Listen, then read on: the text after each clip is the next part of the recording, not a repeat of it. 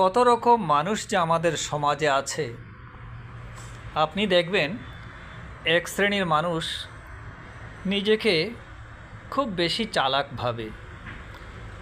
তারা মনে করে তারা যা করছে তা অন্য কেউ বুঝতেই পারতেছে না।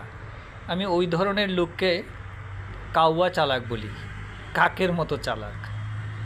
কাক দেখবেন আপনি যদি কখনো পুকুরে ঘাটে বা নদীর ঘাটে হ্যাঁ গোসলে নামেন, উপরে সাবান রেখে যান, কাক করে কি সাবানটা নিয়ে দূরে কোথাও একটু টিনের চালে বা গাছের আড়ালে গিয়ে লুকিয়ে রাখার চেষ্টা করে। সে ভাবে সে কিছুই দেখে নাই, অন্য কেউ কিছুই দেখে নাই। অথচ আপনি ঠিকই দেখতে পাচ্ছেন, ঠিক আমাদের সমাজে এক শ্রেণীর মানুষ এরকম। তারা এমনভাবে কাজ করে, তাদের ধারণা কেউ কিচ্ছু দেখে নাই। ওই ধরনের লোকেরা কাউয়া চালাক।